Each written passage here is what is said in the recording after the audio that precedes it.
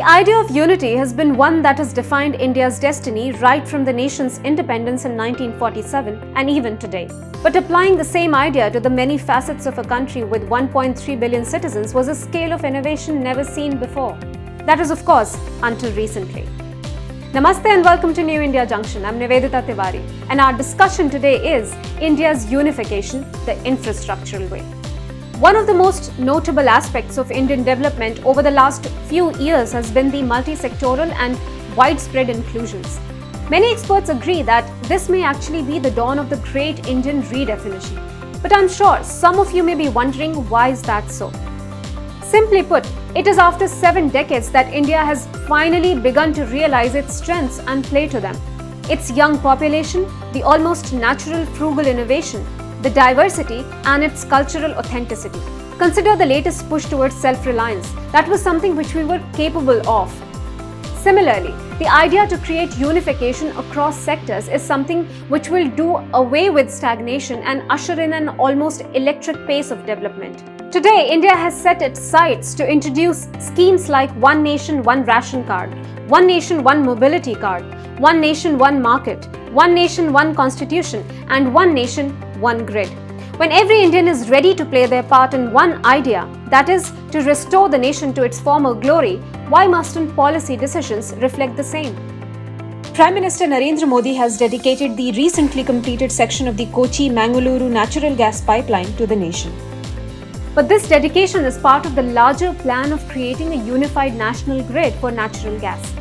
The idea, formulated much before this particular section, envisages the creation of over 30,000 km of network of gas pipelines that will enable increased natural gas delivery and availability across the country.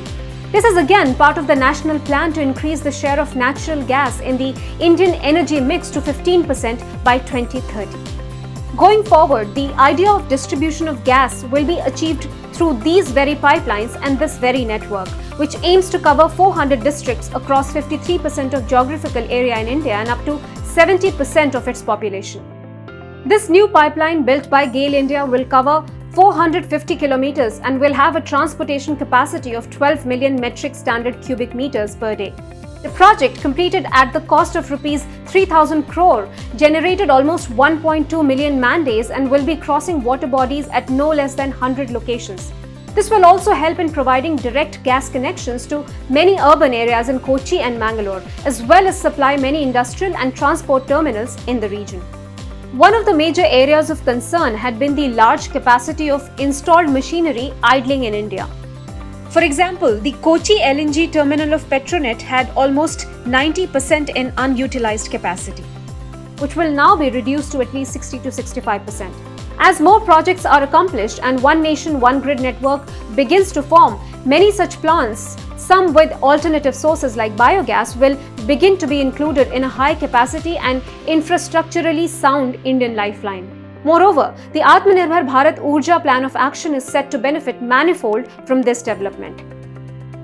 As we go forward, India is once again gaining global attention due to its efforts and its innovative approach. But making India future ready is a task which can only be accomplished in a systematic and unified manner. Gone are the times when small groupings of urban areas received the majority share of development. Today, India moves forward as a whole.